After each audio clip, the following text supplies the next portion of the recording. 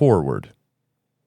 Astronaut, NFL running back, archaeologist, school teacher, master detective, computer game programmer, explorer, author. What do these professions have in common? This is what I wanted to be when I grew up. It didn't take much for me to imagine myself in the books I read, the movies I watched, the sports I followed, the classes I took, etc.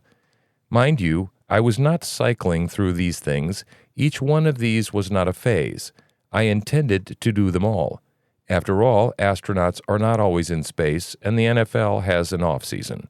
There would be plenty of time to solve crimes, design a best-selling video game, discover the tomb of Alexander the Great, and then write a great book about my exploits. This is not that book. As I grew up, my aspirations matured, and I still want the experience of adventure. May that never change. But eventually, I also wanted to be a good husband and a good father. I wanted to be well-informed and educated. I wanted to excel in a rewarding career. Somewhere along the way, I heard someone say something about being the best possible version of you. I like that phrase. It resonates with me. I know that the best me does not happen on its own. I have to work at being a good husband, father, student, and professional. The question is, how do I become who I want to be? There are certain biblical principles which we must embrace if we are to fully realize our God-given potential. One such fundamental, indispensable truth is that I cannot be the best possible version of me all by myself. Nobody can. God hasn't built any of us to function alone. We are, by His design, part of a community. The best me needs an us.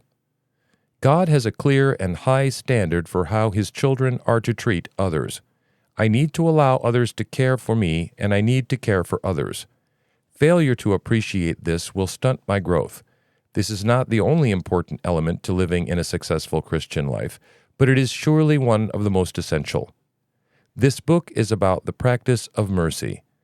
I am going to bang the drum loudly for compassion, kindness, love, justice, and mercy. We have a sacred calling, an unmistakable obligation, an inescapable responsibility, and a beautiful opportunity to make a lasting difference. At this point, allow me to be very candid. I do not entirely practice what I am about to preach. Being merciful is hard work. I am painfully aware of how poorly I consistently do what Scripture teaches on this subject. Just because I've failed often doesn't mean that I intend to continue failing. Writing this book has been part of my journey to answer God's call to practice mercy. I am sharing what I have learned about mercy and how to apply these truths in my life. I have tried to ensure that this material is faithful to Scripture. I intend to give the subject of mercy a very thorough treatment.